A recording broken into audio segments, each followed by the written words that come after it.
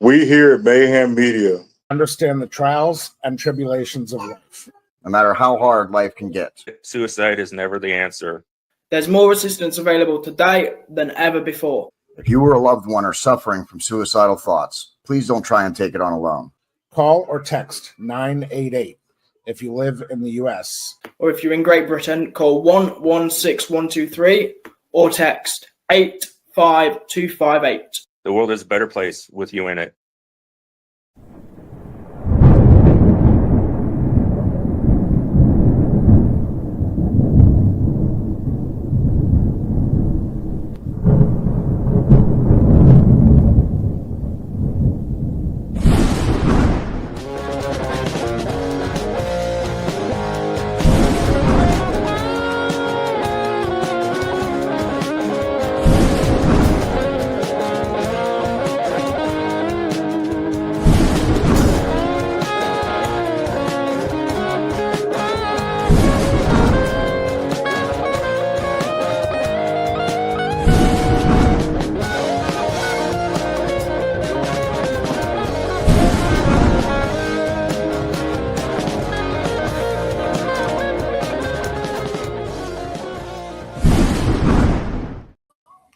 And take two. Welcome, everyone, to Mayhem Media, Mayhem Tainments. This is our continuation of the MCU universe, Avengers Infinity War. I'm going to nail this better the second time.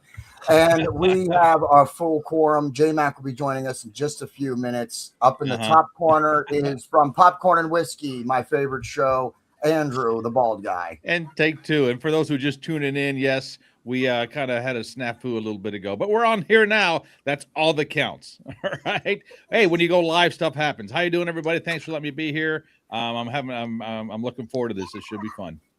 Yes, this is going to be a really great episode because when it starts like that, then it only can go up from here. So in the opposing corner, from Headlocks, Heels, and Havoc, is everybody's favorite uncle, Uncle Slam. What's going on? What's going on, y'all? In the bottom right corner or underneath the bald guy is from Mayhem Media, the workhorse of Mayhem Media, and is, even though he was supposed to have this episode off, still helped me produce over 50% of it, the Wolf Man. Hey guys, I got a big announcement to make. Next month marks 1 year since my last severe seizure. Good. Congrats. Yay. All right. I do want to point that out. His last severe seizure. So just love to hear that. Yeah. My last severe seizure was almost an hour. It was about a little over 30 minutes long. Yeah. So we don't want any of those for you. So that's great news.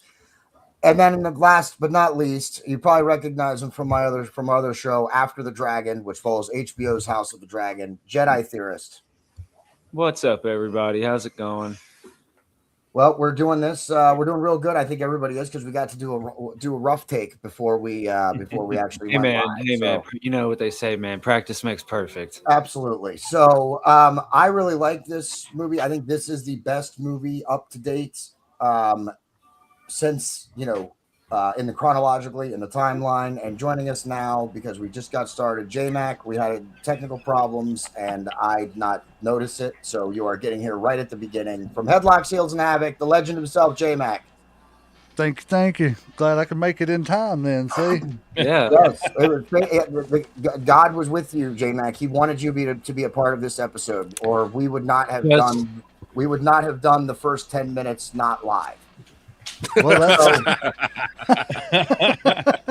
specifically so you could talk about Thor. Yes, because I can't wait to hear how much you love Thor in this movie. So that's what I'm looking forward to most in this. I didn't want to miss that. Oh, okay. Yeah, I'm glad to talk about Thor. This is one of my favorite movies, and it's because the heroes are on the rope through most of this. They face many defeats. We pick up right after the end of Thor Ragnarok with the Asgardians homeless, and we know it's Thanos' ship coming into the skylight. We pick up on Infinity War after the battle is already over. Thor is defeated. We lose Heimdall in the first few minutes. We lose Loki shortly after that. Supposedly. Hulk gets soundly defeated by Thanos for the first time, gets outpowered, outstrengthened, out everything. And we're going to be talking about that a little bit later on in the episode too. But that's one of my reasons that I like, and I think this is the best movie up to this point. Like I said in the first take, the first Iron Man movie, of course, the movie that kicks it all off, that's always going to be special. And I don't think anybody can dispute that the first ever Avengers movie, getting to see the heroes together, is iconic and very special too. But this one, I think, is the number one movie so far in the timeline. Let's go around. Andrew? Well, please tell me we're live. Don't tell me we're not live again. as far as I know, we're live. We're live on my page as well. Yes, I checked it all. We're live. Okay. This used to be one of my favorites. The more I watch it, the more it drops down. And I know I say that every time about these different movies, but there's just something about and you mentioned I don't like how they make Hulk more and more punier, if that's even a term. Every movie, he gets less and less strength. He gets punier, and I don't like that. And I don't agree with that. And I think that in this Hulk, the reason Thanos defeats him so soundly is because of how much more powerful Thanos is than Hulk. It's actually to showcase Thanos's strength. When else did you find him puny? When else? I mean, as the goes along, I mean, he can't do anything without the super suit. Oh yes, okay. So you're talking about after this. Well, isn't that in the super suit in this one? Yeah. That's how he finishes. So Hulk doesn't come out. It's after he gets his butt kicked.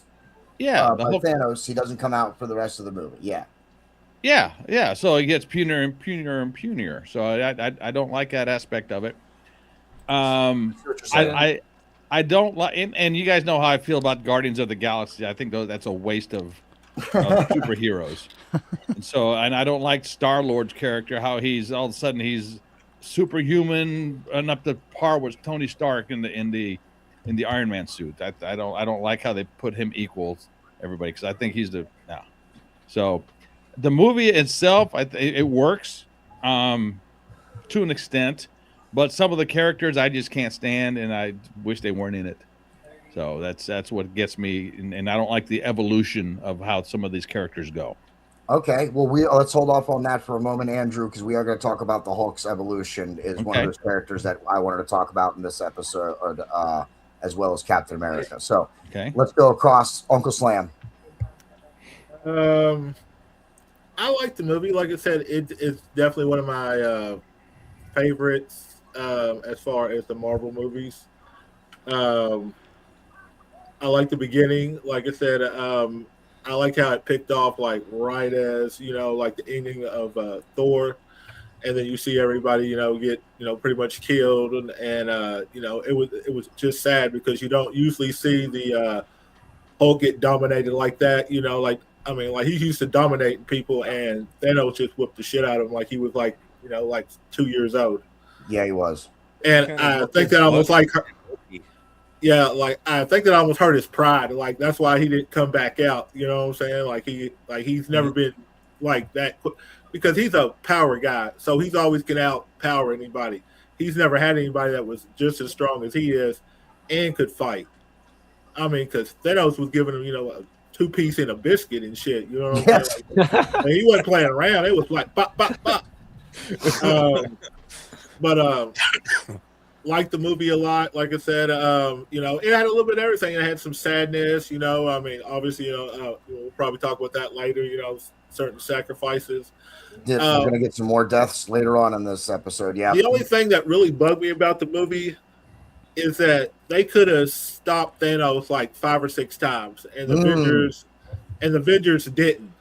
Like, I could count, like I made a list, at least probably 4 or 5 times that they could have stopped this whole movie, and he would have never got all 6 crystals. We are going to talk about that also. Yeah. J-Mac, what about that gorilla press slam from Thanos on Hulk to finish the fight? That was pretty impressive, wasn't it? Let me ask the rest, and I'll ask you that again. We'll circle back to you again, Uncle Slam, on that, because we'll ask the wrestling experts on the gorilla press slam. He definitely went old school on them and said, "Here, let me show you how to military press." Now, I liked the movie. There were some things about it, like, again, to touch on what Uncle Slam said, there were a few times I was like, why didn't they just do this? And we wouldn't be even sitting here, But I think overall it was the what if. It was the question mark about Thanos and what his plan was, this, that, and the other. It was the bringing everybody together again because we just got through with Civil War where everybody was divided, and then it brought them all together to where they had no choice but to fight together to, defeat this extraterrestrial threat that was, not even just for Earth, for the entire universe. There was a huge threat.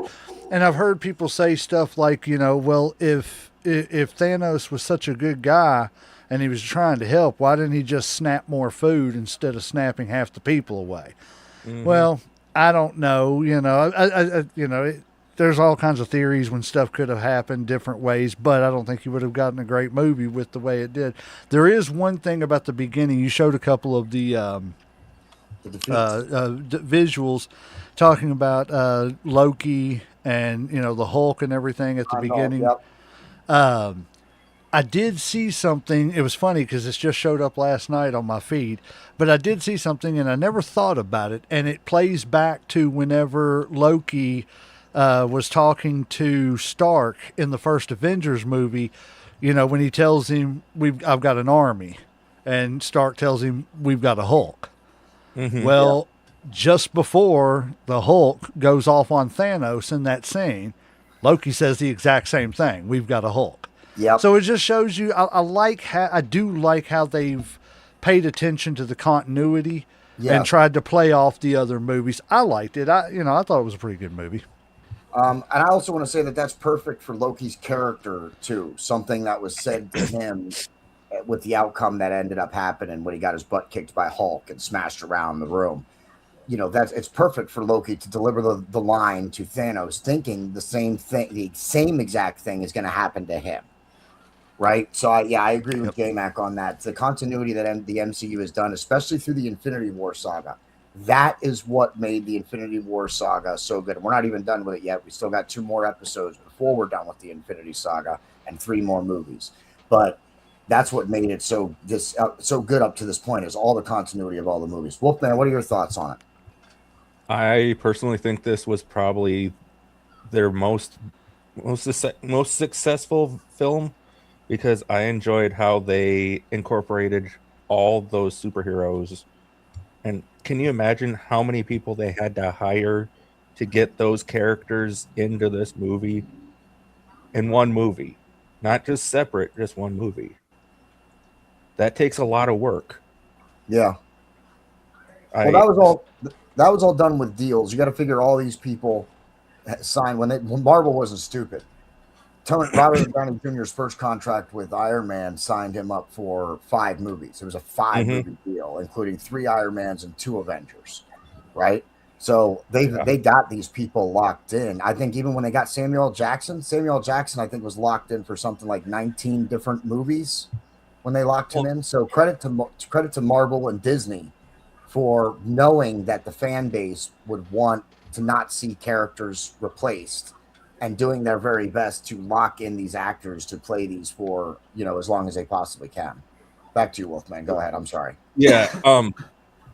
I was just thinking, like, with Uncle Sam was saying about the Hulk, like, he got his butt whooped, like he whooped Loki's ass in the first Avengers movie, like when he was like throwing him around like a freaking rag doll, saying "puny god." So I'm like, well, you get some and you give some. So it's like, be careful what you wish for. Yeah, starting off the movie that way with that was quite, like, that really puts you on the edge of your seat, I think, for the rest of it. Theorist, what about you? What are your thoughts on it? Infinity War is probably one of my favorite movies out of all of MCU. I like the build up, obviously, to that movie, and then I liked how I like how they started the movie by showing like, hey guys, look, all these characters that you've grown to love and have loved their powers and all this other stuff. Yeah, they're not so tough now. There's somebody here you can see that they can be beat. Yeah. But with that being said,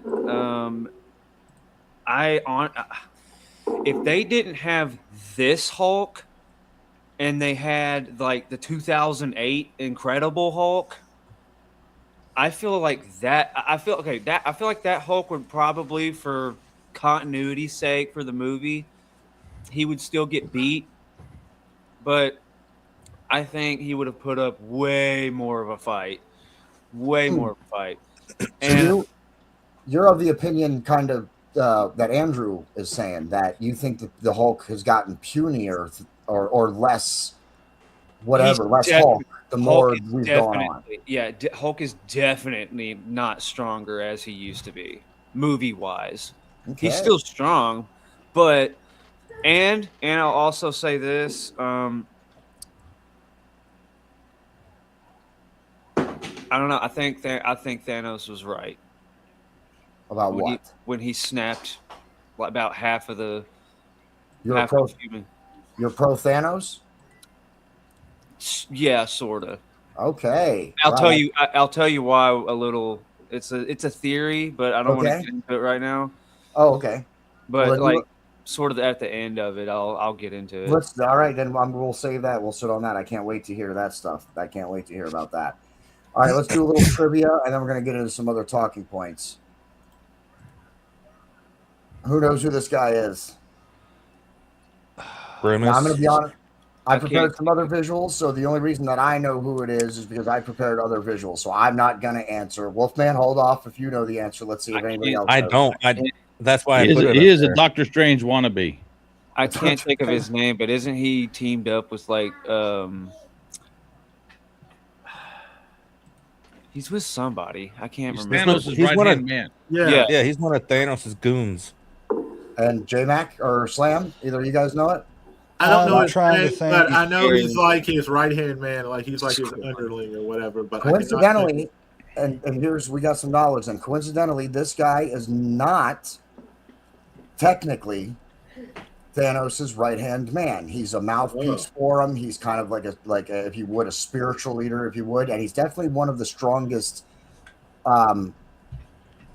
He's the PR guy, but yeah, he's not actually like the right hand. He's Thanos' manager. That's what it is. Yeah. And who they are is the Black Order, or in the MCU, Ebony Maw. Yes, good God, I couldn't think of his name. Sorry, I know I said that once it got up there, but no, it's okay.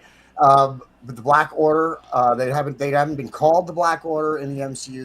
They've only been referred to as the children of Thanos in the MCU. But these are the four creatures. Ebony Maw. He's the one that we just had on the screen that controls things very much like a Doctor Strange, as Andrew was saying.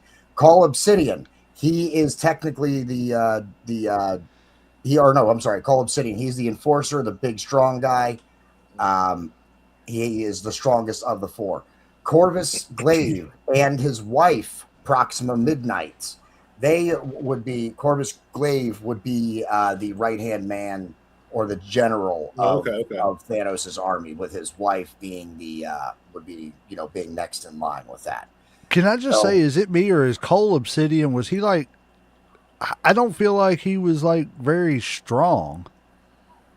Like, I mean, he got beat up pretty easy, got killed pretty easy, got his arm chopped off. You know what I'm saying? I just don't feel like, I feel like he was the most expendable out of those four.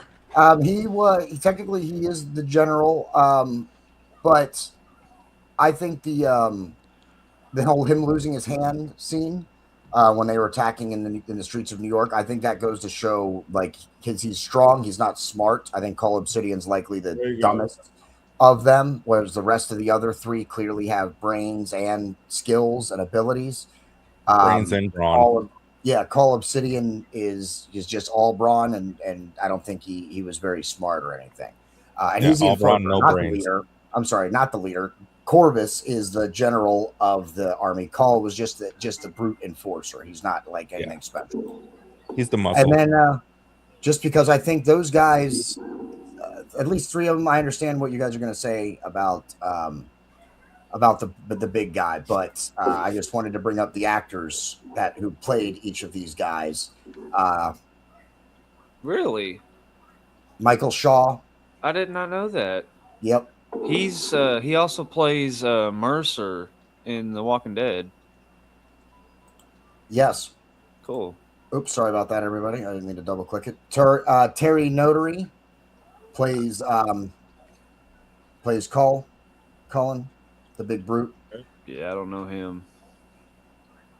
Carrie Coon Wow. plays Don't know her Proxima either. Midnight. Yeah, totally different. And Tom Von Lawton. No idea who that is. I don't know any Yeah. of these good people. I don't know him either. That's why I brought the pictures. Not many of them were super well known, but I brought the pictures up so that you could see how different they looked from their actual, themselves compared to. I mean, I think it's a cool side by side of all those guys and in their makeup and out of their makeup. So that is all I have for the Black Hand, the Black Order. Sorry, not the Black Hand. This is not Turtles. All right, so Just to go back a couple, I just AI'd it here. Infinity Wars cost between 316 million and 400 million to produce, making it one of the most expensive movies ever made. with the cast, that sounds about right. Yeah, but what did it gross? What did it Billions. gross worldwide? I don't know. A Infinity lot. Wars grossed A the lot more most than out that. of any of the movies up to Yeah. that point. I think at least 2 billion, probably. Anybody looked it up yet? I know I for a will, fact. real quick here. I think Andrew is looking it up, so Yeah. we'll let him look it up. $2 billion worldwide. 2 billion worldwide. So yeah, just, there just, you just go. over 2 billion. Yeah, Pretty good investment. not too shabby. Yeah. All right. So some people wanted to talk about the Hulk, and let's talk about the Hulk and the evolution of his character here. Now we know that Marvel cannot do a standalone Hulk movie. They don't own the rights to the standalone. Well, they might now, but at the time all these movies were coming out, they did not own the rights to a solo Hulk movie. They had to pay Fox, which is why I'm sure they own Hulk now, but they had to pay Fox money to do the standalone Hulk movie with Ed Norton. So the plan, and Mark Ruffalo did not want to take on the role replacing Edward Norton unless they offered him a story, but it would happen throughout multiple movies. Thus, the events of Age of Ultron, of the first Avengers movie, Age of Ultron, Thor, Ragnarok, and now Infinity War. These 4 movies have not just been Marvel movies, but they have also been Hulk evolving movies. Okay. Devolving movies. All right. I That's was one way to gonna look say, at it. yeah, That's one way to look at it. Now, I don't like jumping ahead. I've stopped you guys several times from jumping ahead, but just for the sake of the Hulk character, we are going to jump ahead for a moment because we know that where he's going is the gray Hulk. Okay. Now, he's not gray actually in the last movie. He's still sort of green, but it's a resemblance of the gray Hulk. Okay. The gray Hulk is when Bruce Banner figures out how to be the Hulk while he's Bruce Banner, thus pretty much eliminating the Hulk of it all. So I think the evolution, Andrew, if you will, goes to show the disconnect between Hulk and Bruce Banner. Remember in Thor Ragnarok, Hulk had been the Hulk for 3 years, right? Until he saw the Black Widow. Then he turned back to Bruce. Bruce said it was like Hulk threw me in the trunk of the car, whereas usually it was a hand on each wheel, right? He spent those 3 years fighting in those pits, in the champion pits, okay? And hurtling through space before he got there. After that, he gets summoned again to get his ass kicked by Hela and to fight at the end of Thor Ragnarok. So... and then he immediately turns around and proceeds to get his ass kicked by Thanos. So the refusal by Hulk to come out in this movie, I believe, is because the Hulk is tired of being a punching bag. He's only called upon to fight. The Avengers only want him in a fight. They don't want him for any other reason other than that, other than for physical violence. Is the only thing they want from Hulk. Otherwise, they want Bruce Banner. He just spent over 3 years plus, getting his ass kicked, and then he got his ass handed to him, or whatever Uncle Slam said. Uncle Slam, how did you say it? Can you say it again? He hit him with a 2-piece and a biscuit. Yeah. Yeah. Like Yeah. he gave a combo. So yeah, that's what I'm saying. I mean, so Hulk doesn't want to come back out because he's only used for violence. He's tired of fighting. He's tired of getting his butt kicked. So that is the refusal of Hulk to come out in this. At least that's in my opinion. Who does anybody else want to talk about Hulk? Is that Hulk or is that Bruce? In which one? You talking about that Hulk didn't want to come out because he didn't want to fight anymore? Yeah. Is that Hulk or is that Bruce? Because Bruce usually is always fighting. Sorry, Jedi, I didn't mean to cut you off there. No, you're good. I was, but I was kind of agreeing with you. What I was going to say is that because when you go back in the comics, I mean, there's a comic where it explains what Hulk wants. Hulk wants to fight nonstop and become the only one left, and become like the only one that survived, and he beat everybody. Well, in this comic, at the end of it, you see Bruce Banner. He's old, really old, but he's laying down, and you see him. He's like grabbing his chest. He's feeling something, but Hulk inside is also feeling this something. It's like weird. He's never felt this before. He's like, what is this? Well, he figures it out. He's like, oh crap. Well, Bruce is dying. Bruce is getting ready to die. So I need to change. I need to come out now. I need to defeat Bruce before I die as well. And then he transforms into Hulk, and he never stops being that transformation because Bruce Banner died. Yes. So I kind of agree with. I think it's more of Bruce wanting to. I don't know. I think Bruce is kind of being a pacifist right now. So you think it's attributed? So you think Hulk won't come out because it's Bruce, even though he's clearly half changing, and Hulk is the one saying no? Yes. Uncle Slam, you wanted to say something. Please go ahead. I feel like I'm kind of like with Andrew. Like I do feel like they keep curving the Hulk, because if you look at him, and what was it? Was it the first Avengers movie? Like when Loki got in his head and he was, like destroying like half the city with Iron Man in the Hulk Buster suit or whatever. He seemed like Hulk, but lately he seems a little bit weaker and weaker, like every movie. Like he just keeps getting curved more and more and more. I don't know if it's kind of like what you said, that I guess the Hulk's getting tired of getting beat on, or if they're just making him weaker and weaker for some reason. Like, I don't know. But I definitely feel like he is getting, I don't know if you want to call it punier, but he does seem a lot weaker like than he used to be, like compared to like the first couple of movies. Wolfman, before I round this topic out? I think that they're just not figuring out what to do with the character. That's my personal opinion. I just don't think they don't know what to do with Hulk. Interesting. I don't agree with that part, Wolfman. I do see your other guys' points, but I think it's all part of the evolution of Hulk becoming, or Bruce Banner becoming, the Hulk. Whether I don't know in terms of internally, like Jedi Theorist was saying, Hulk could detect when Bruce is going to die, so he changes stuff. I'm not going to get into the psyche of Hulk or Bruce Banner and the relationship there.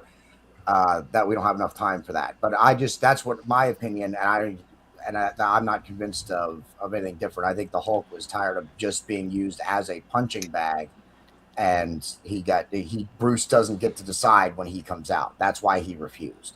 Bruce is not the one that gets to decide. Hulk is his own person. He gets to decide when he wants to come out, if he wants to come out. That's kind of how I see it. See, the flaw with that is the first Avengers movie, when Bruce says the key to bringing a Hulk out is, I'm always angry. So basically, he snaps his finger and it comes out. So and that's the thing is like it's like he doesn't have control over that. It's once I get angry, there is no choice. The Hulk is coming. But he says that's right. I'm always angry. Right, but that's what I'm saying. It's not. I don't feel like it's something Bruce can control. Yeah. See, I got just the opposite. He can control it because he says I'm always angry, and basically turns into the Hulk. I think he figured out how to control the Hulk, but I think as more and more events happened, listen. All right, so between the Incredible, Mark Ruffalo was still the Incredible Hulk, even from the first movie, even from Ed Norton's. It's the same character. They're Mark Ruffalo, Ed Norton, playing the same Hulk, the same character. Right. Okay, so after the events of the Hulk, if you remember the end of that movie, he actually starts meditating, and then he opens his eyes and they're green, and Ed Norton is smiling. Bruce Banner believes he's figured out a way to control the Hulk. Actually, this plays right perfectly to what I'm saying. Bruce Banner thinks he can control the Hulk. He's always angry. So when he hits that switch and goes that extra degree or whatever it is of anger, and the Hulk just comes out. But the Hulk is still a person. He's still a sentient. He thinks for himself. He has his own thoughts. He's still the Hulk. And I still believe that the Hulk got tired of being summoned by Bruce Banner whenever Bruce wanted him. He was tired of being controlled by Bruce. I do believe Bruce did have control briefly until the Hulk got tired of that control, thus the events of Thor Ragnarok, where he stayed in. I don't know. I'm saying if you don't see the Black Widow, if he doesn't see the Black Widow in the Quinjet, Hulk doesn't turn back to Bruce. That him seeing Black Widow is the only reason Bruce was able to come back out of the Hulk. So I think the Hulk had taken over. And then when he saw Black Widow in the Quinjet during the events of Thor Ragnarok, and he turns back into Bruce, and that's when he says, "Oh, it was like the Hulk threw me in the trunk of the car, and he was just driving." No, he turned back before he saw the Black Widow because when they escaped, they got into the ship, and this is before he saw later in the movie. That's later in the movie. He's Hulk when Thor arrives I'm totally drawing a blank on the planet. And whatever. then they find the Quinjet, and it's Black Widow doing the message of, "Hey, it's time to return home, big guy." And Hulk smashes the Quinjet, trying to stay in Hulk form, but eventually reverts back into Bruce. Okay, all right. And then at the end of the movie, he jumps off the thing, lands on the light bridge, as Bruce Banner, and then turns into the Hulk in like a kind of weird comic book scene that they did. I mean, I guess you could say so. Like, I mean, they're within himself.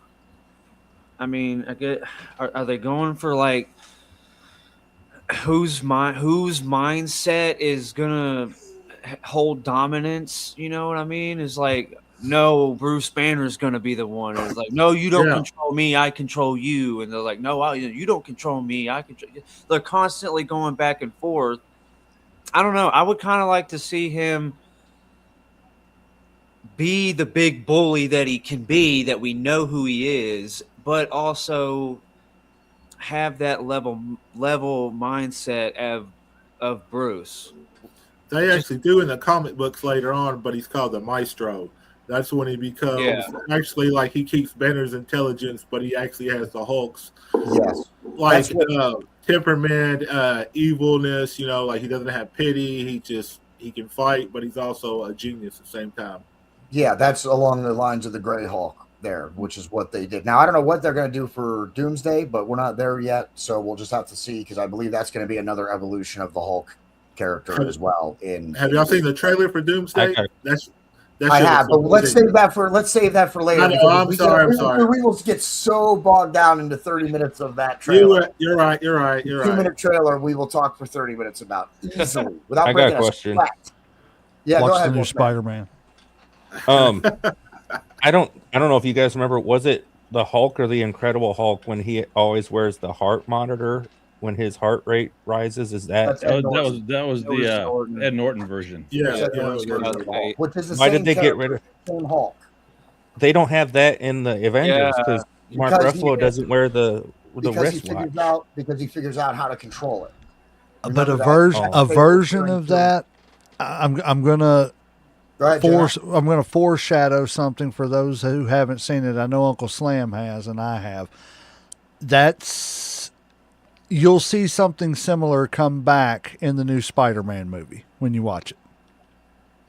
I'm looking forward to seeing it. I haven't seen it myself. It was good. I thoroughly enjoyed it. And I don't want to get into that too much, but he was talking about the monitor and stuff and everything. You will see something similar to that once we get to the new Spider-Man movie, because it does kind of play into effect. Yeah, I was with about that. to I'm say, hoping to take my fiance to see it.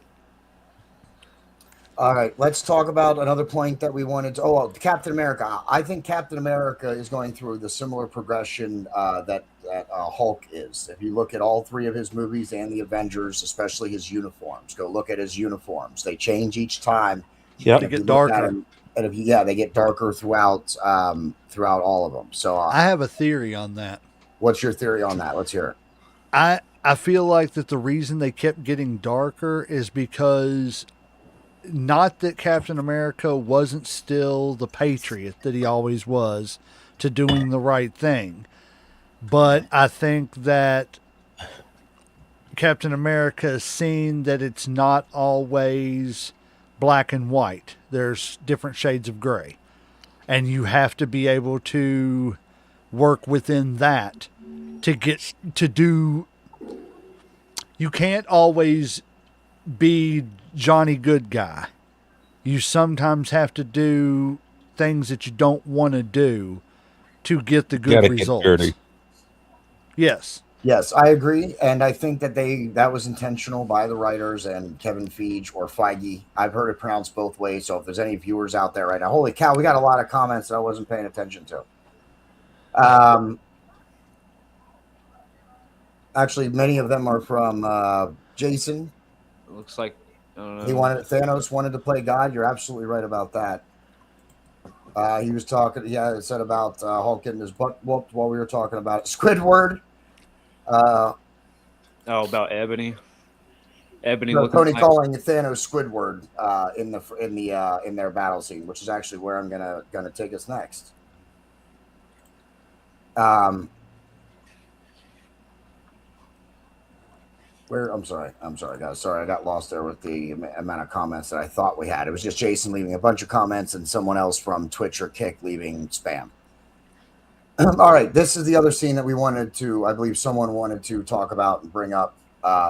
Someone brought up. Was it you, Theorist, or I don't remember who it was? Said about how many chances they had to stop. Yes. Oh, yes. Oh, okay. that was Uncle Slam. Yeah.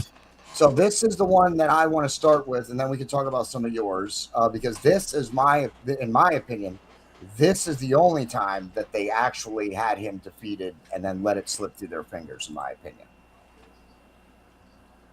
So Yeah, they did. what do you guys think? Is Star-Lord responsible for the snap? Yes. Yes. Yeah. Yeah. Yes and no. I Slam? agree with the yes and no. Well, let's go to Slam first, and then we'll see what Jay All right. has to say. Okay, like I said, I've kind of compiled a list of all the people that could have stopped Thanos and ended this whole story. First, we have, let's see, Doctor Strange could have destroyed the Time Stone. No Time Stone. He couldn't have had the other stones. He couldn't have went back in time to get any other stones that happened. But Everything would have been shut down. Go But ahead. that's what they wanted. That's what they proposed that in the movie. But Doctor Strange was against that because of him saying, he's meant to protect the Time Stone. Their order is to protect the Time Stone, not destroy it. But what's more important, one Time Stone or half a trillion lives? As far as Doctor Strange is concerned, I would say that keeping the Time Stone. Yes. That's what his. Like I said, is. But I understand that point. What's your other one? Okay. The other one we had, let's see, Vision could have destroyed his Infinity Stone. I don't think Vision possessed the power to destroy the. I'm sorry. Wanda could have, because remember, she had the power towards the end of the movie. You're right. She did, but she did destroy it at the end of the movie, and then Thanos used the Time Stone and backed it up. But instead of waiting, she could have just went ahead and done it. Yeah, and ended everything. My counter argument to that is once he got the Time Stone, the game was lost. So it didn't matter what happened to Vision after that, or the Time Stone, or the. Well, see, I don't know about that Stone. Because the Reality Stone, when you start thinking about, Reality Stone controls reality. Like even if you go back in time, if you can change reality, doesn't that kind of overplay time? Like if you go back or what? I mean, I don't know. See, that's a deep kind of deep thing. Yeah, I was about to say, dude, you're getting it. Yeah, I mean, that's going really deep. Okay, but we'll go to the next one. Okay, next we had, of course, Quinn could have stopped it. Gamora could have killed herself that way because she's the only person that knew where the Soul Stone was. And if she was dead, nobody else would have knew. There you go. There's definitely one I can agree with. If And Gamora would have done that, yeah. Thor, if he had chopped off his head instead of hitting him in the chest, like he said Yep. at the end, Yep. that's another time they could have stopped it. So that's at least 4 or 5 times. All this could have been over with, done with. Or even not the head, just chop off his arm. Smart move too, yeah. Yes, you're absolutely right. I do agree with those last 2 points, Uncle Slam. Yes, those are very valid points where they could have also won before the snap. But this was definitely one. Yes, Chris yes. Pratt, they definitely had it, and even shorthanded. And that's what I like about what Thanos did. He really separated. I mean, Avengers were separated anyway, but then he also led them in 2 different directions. So you did not get a united front. You got 2 battles in this movie, but neither one of them was with the full team of the Avengers. And neither one really had somebody sold by themselves to finish to be able to kill Thanos, with the exception of maybe Thor. Yeah. Because Scarlet Witch wasn't strong enough in Infinity War. Nope. So she wasn't strong enough yet to defeat Thanos by herself. Yes. So we're at the point where he snaps his fingers and basically wipes half of everything out, right? Well, I haven't gotten there quite yet. I actually had 1 or 2 visuals I wanted to. Okay, I'll save it. I'll save it. Yeah, okay. Only because Wolfman. This is what I love about Wolfman's skills and how he's progressed as a visual creator. Of course, it's just great. It's great. It's not a really strong question. It's not a hard question, but it's great. It's a fun. Doctor question. Strange. It's very punny. Yes. It's very, very punny, Wolfman. That's one of my favorite ones. So. Well, I just had to string you along. I see what you did there. All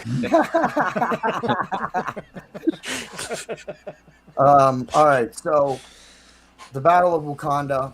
After the battle, and he gets the Time Stone, which I didn't have any visuals for. I did not get any visuals from the first battle, except for Star-Lord and Doctor Strange. But we know he gets the Time Stone. He defeats him. He gets the Time Stone because we enter. Actually, before we get to that, because Doctor Strange says there's only one chance for them to beat Thanos, right? So I got a quick fan theory, and it is going to involve us having to jump ahead again here. It's not the only way that they could have defeated Thanos, but it's the only way they could have defeated Thanos and not lost the planet. Because if you jump ahead to the Immortals, is that what it is? The worst movie they ever I watched made. about 5 minutes of it and turned it off. Yes, but it's important to the canon for just a second. It's right up there with Thor. It's important to this canon.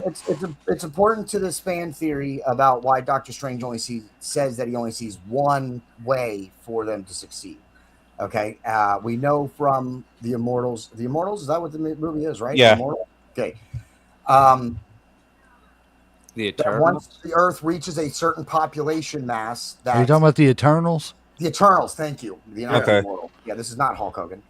The Eternals. We know from the Eternals. Let me tell you something, brother. We know from the Eternals that when Take your vitamins. When the Earth population reaches a certain point, that the big celestial comes through and destroy the Earth. If the snap doesn't happen, the celestial comes 5 years earlier, and the Avengers aren't powerful enough and aren't in a position to be able to defeat that. The Earth gets destroyed because of the other events. So that's just a little fan theory there. I just wanted to point that out because we can talk about the continuity between the movies and how they all end up tying together. And I just wanted to throw that out there. It may be a little far-fetched, but I thought it was very interesting when I saw it. Yeah, but they didn't stop him last time, did they? What? When did they stop? Like one of the the big guys or whatever that came The to Celestial.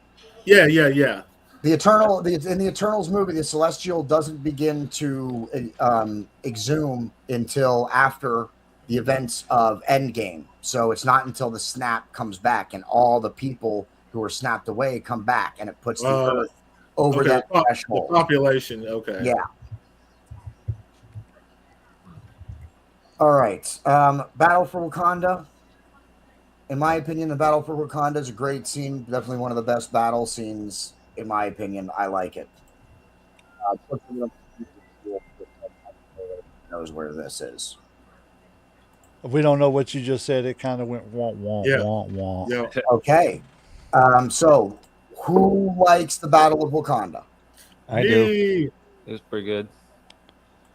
Does It's anybody have intense. anything? Does anybody have anything specific, negatively or positively, they want to say about the Battle for Wakanda? It's a great build up. Yeah. I couldn't agree more with that statement. When I will say one thing about it, like when Thor showed up, that was about the only time I was ever excited to see him. Oh my goodness, I can't believe we got him to say he's excited Oh, about God. that. I mean, He's but that's becoming a just because of fan. the fact that I was no, I was just hoping that I was more a fan of the axe than I was Thor, but I was just hoping that it was I guess like you're just not okay, cutting it. right, well, right, but I was You're on a roll, like man. You're on a okay, roll. right. He thinks he's punny, but no, but the thing that got to, like I was like okay, he's going to show up. It made me question how it was going to end. Because when he showed up, I was like, oh, okay, well, Thor's here. He's going to stop him from getting this. Yeah. So how is he going to get his hands on that last stone or whatever? But then, of course, like you said earlier, should have went for the head. Yes. And boom. That was about the only time I was excited to see Thor. So, Should have yeah. went for the head, and then of course the snap. Now, before we go, Look at that stupid look on his face too. Like, duh, yeah, I should have. Yep. You had something you wanted to bring up before we get into the final points and some of the post-credit scenes in our rating. Who? Theorist, didn't you? Oh. What is it? You had You want something to you talk wanted about to your bring up theories for the about end? Thanos and killing half the population? No, you already said it. What? It was the celestial theory. Oh, okay, I ruined your theory. I ruined your plan. I'm sorry, bro. About the celestial seed growing. Because Okay. apparently there's a celestial seed inside the planet. And the more and more and the more and the more the population grows, it's like it feeds it energy. And then that's why the theory comes in on why he snaps every half thing away, delaying that to happen. I didn't mean to steal your theory, Jedi theorists. Oh, you're good, dude. But yes, I like it also. So I'm glad at least someone else was aware of it and lends it some credence. So I think that was pretty cool and a great way for them to make the Eternals a more valuable movie within the timeline, because otherwise it's crap. But let's That movie was awful. It's still there's one thing I want to point out before we get to our reviews, and then the final thing. Doing the snap and wiping out half the population. Look at the gauntlet and look at his arm already. It's burnt. Yes. Yeah.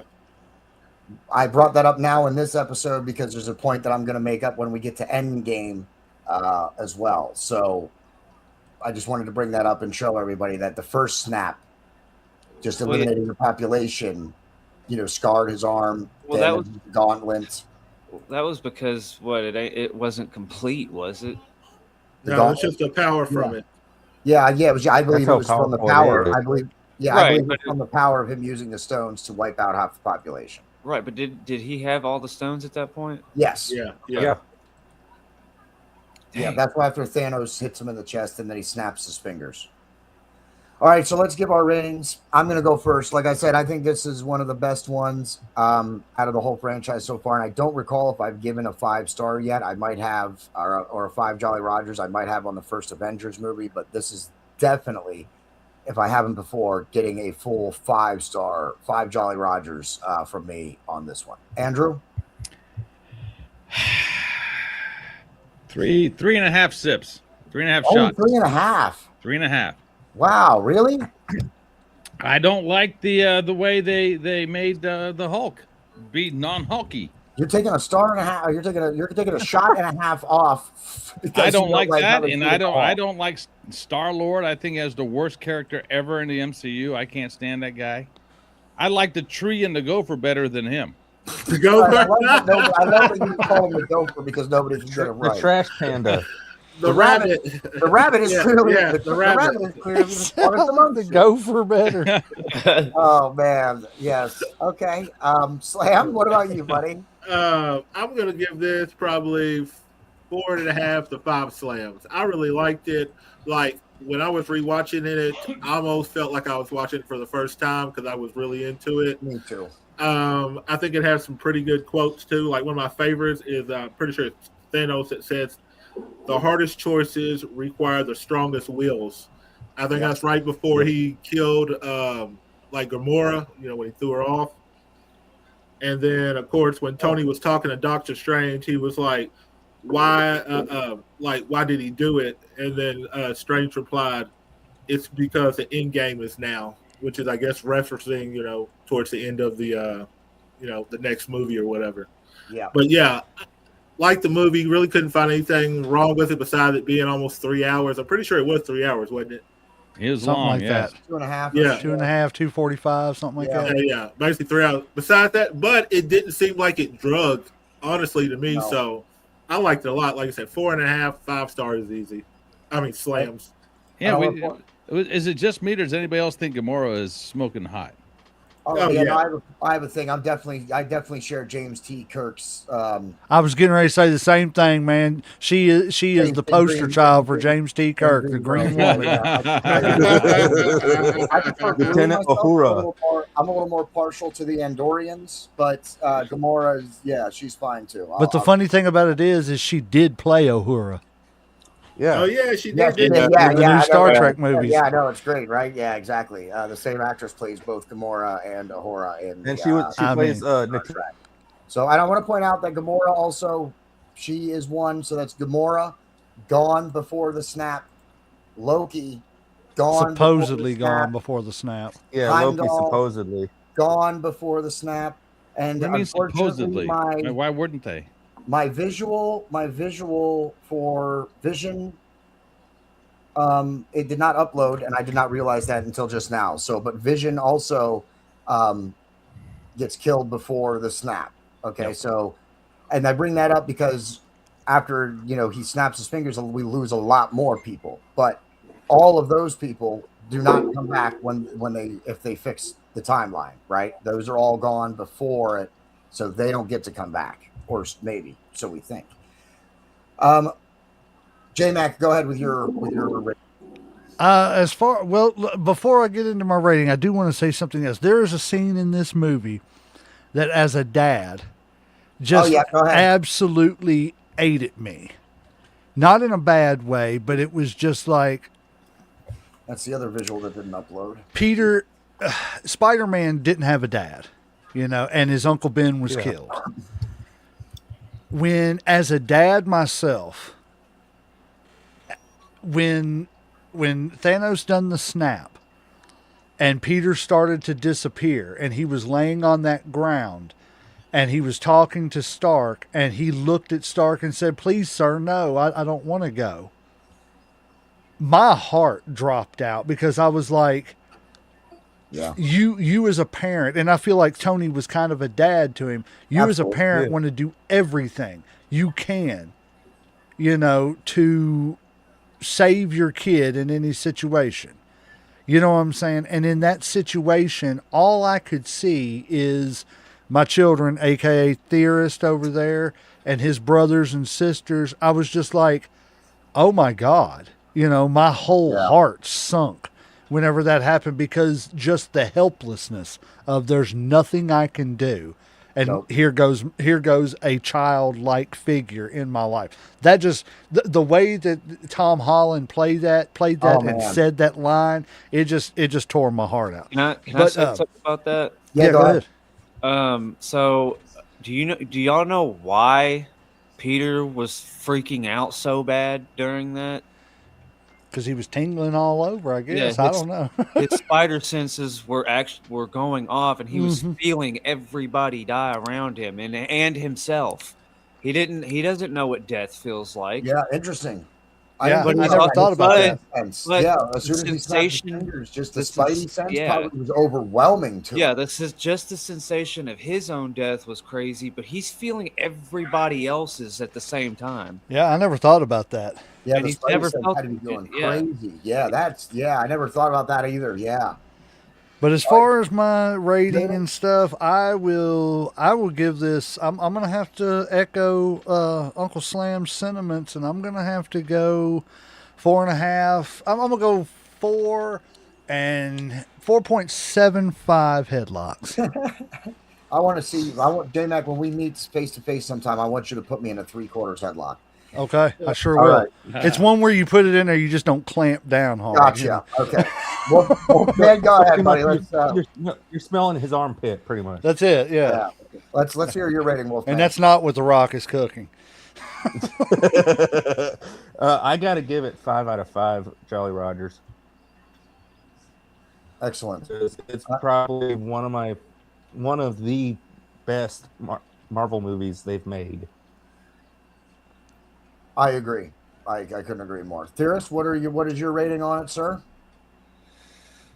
Okay, well, considering how the movie was, how it turned out, and I will also say that it came out in 2018, and I graduated high school in 17, so I was still on the younger side of where me and my buddies would still go and, look at all this stuff and all this stuff. So nostalgia, just being hyped I just wanted to see everybody fight, see everybody's powers, and see what everybody can do. I give it a solid 4.5 metachlorians. Excellent. And I just What is realized a how young metachlorine? a medical. Oh man, that's Star Wars, but because he's Jedi theorist, so he likes his picks or his ratings are metachlorians.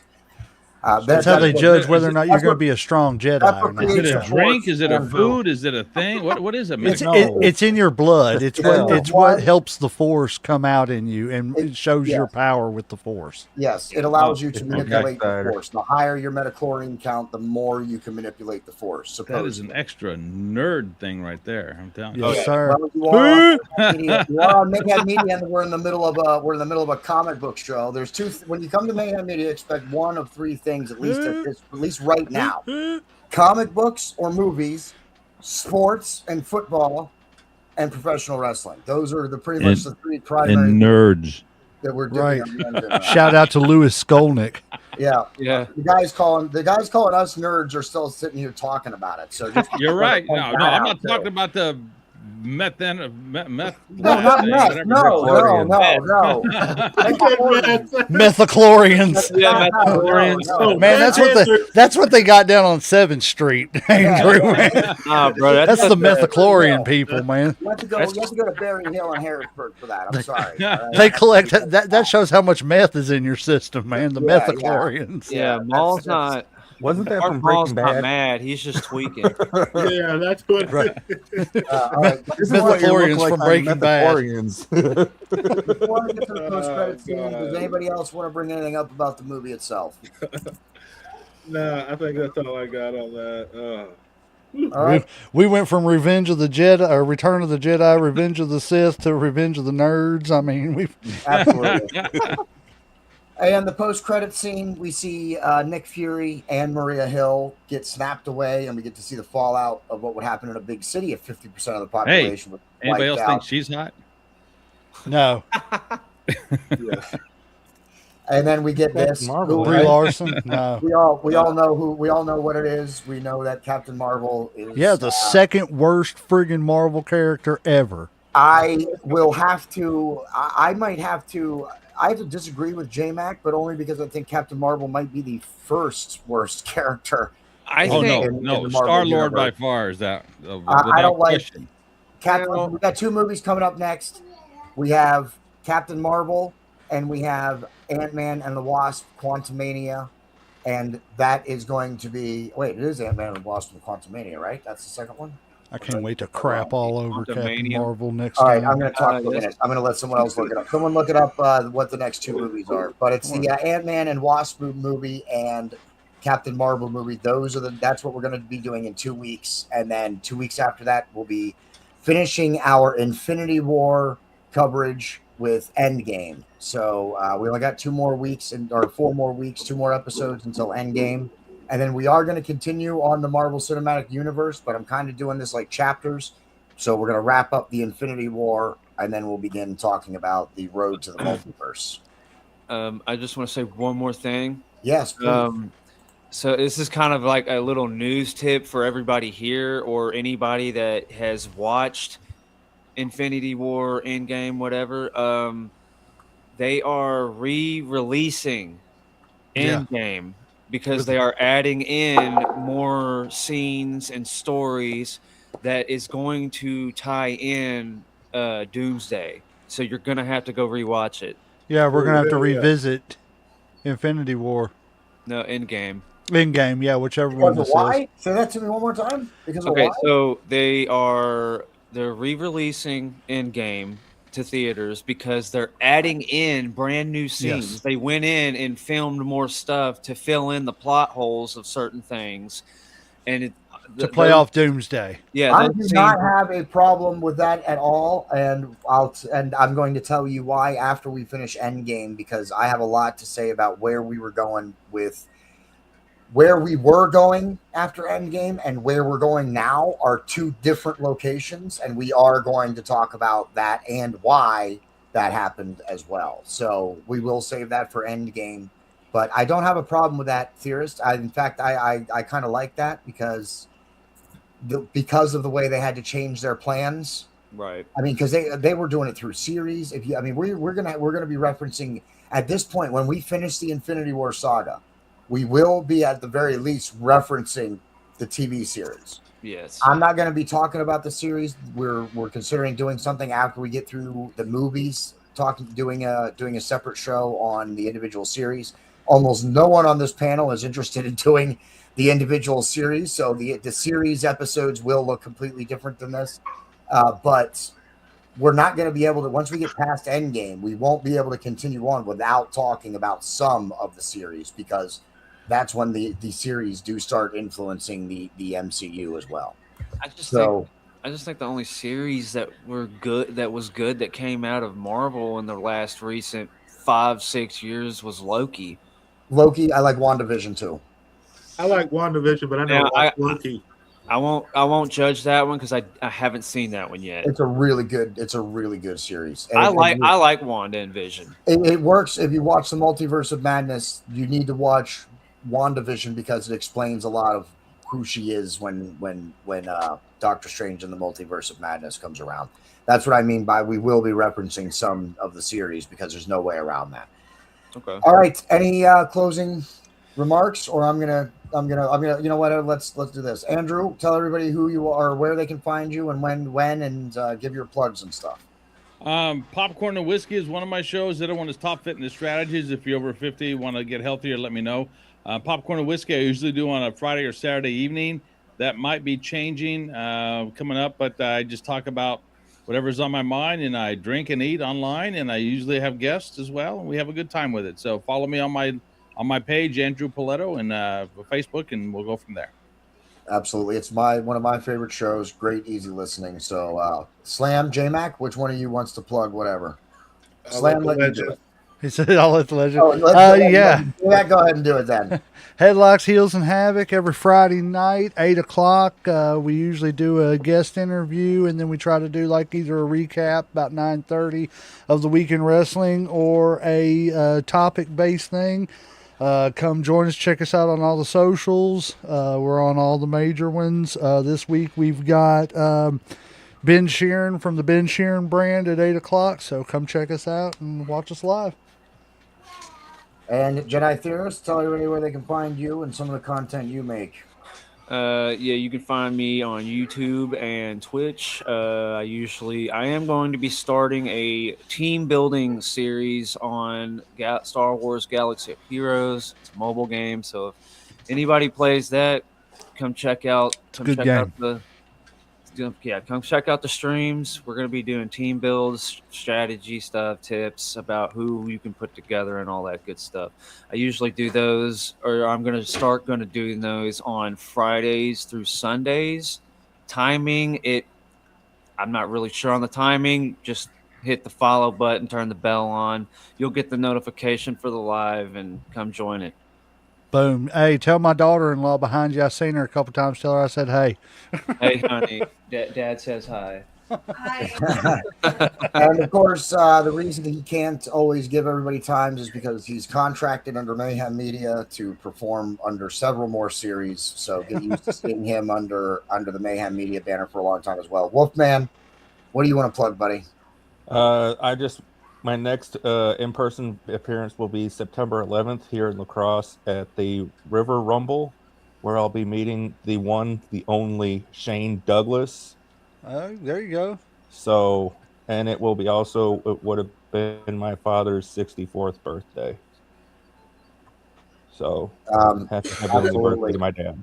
Yes, absolutely. And we will share pictures from Wolfman's events. I'm behind on that. He just did another one. He's doing too many events. I can't keep up with his events. So I don't know how popular. How did I turn into Wolfman's publicist, by the way? How did that happen? Hey, stranger things have happened. How did that happen? What happened here? This is my company. I'm running his publicist. His publishing now? No, this is not right. Something's wrong. Something's wrong here. You can always have Connor do it.